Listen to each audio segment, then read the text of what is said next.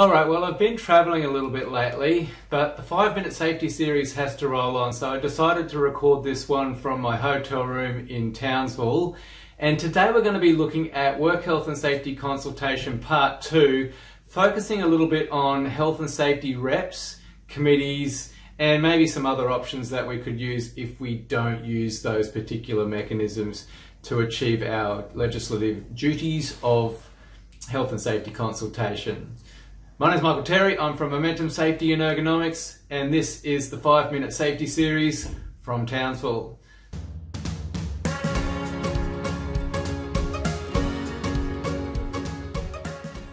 Okay, so jumping straight on into health and safety representatives. And one thing that we do know for sure is that you don't have to have a health and safety representative unless the workers ask for one. If they do ask for one, then the health and safety representative is required by the workplace. No choices there, you must have one. Once you do have the requirement for a health and safety rep, you can then consider things called work groups. And work groups are the group of workers that the health and safety rep is in charge of. So if you're a smaller workplace, that's going to obviously be just one work group for the whole workplace. If you're larger, you might divide it into more geographical or functional type work units or work groups that each representative can represent. Once you have those work groups in place, you can then go ahead and hold your elections. Now, elections will only be required if more than one person is nominated and actually wants to do the role of the health and safety rep. If you just have a single person, then obviously they're going to be elected or selected by default.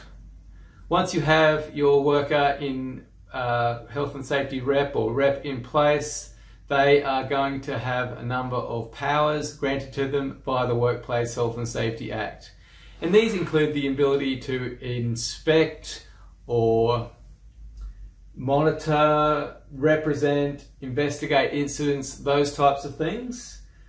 They can also, if an inspector is coming to site, they can accompany that inspector. They can attend interviews with workers in their work group. They can request the establishment of a health and safety committee. And they can also receive information that's relevant to their health and safety work group or their work group. Things like audit reports or workplace inspections that may have been conducted, for example, by an external party. This could be something that's the type of thing that they can request information about. They also have a right to attend training, and that training will be paid for by the workplace. At the moment, this is a 5-day training course for the states in Australia that are operating under the model work health and safety legislation. There's also a 1-day refresher available for them down the track as well. The other thing is they have a right to, if trained, they have a right to issue what's called a provisional improvement notice. So a provisional improvement notice, or a PIN, is a notice who's handed to a concerned party. The concerned party will usually be the employer, and it does require them to remedy a health and safety breach as deemed by the HSR. And if, as a person who's been issued a PIN, you don't agree with it, you have a chance to either do it or you can call an inspector to make a ruling on that PIN. So it's quite a serious power and worth considering for sure. Okay, so health and safety committees. These are also a non-mandatory requirement under the Act, but one that, again, in certain situations will be required. And the situations are when your health and safety rep requests one, or 5 or more workers go ahead and request one. In those situations, you have to form a health and safety committee within 2 months of that request. Once the committee is formed, there is a couple of basic requirements. The first one is that it has at least 50% representation of workers not nominated by what they call the PCBU or the employer.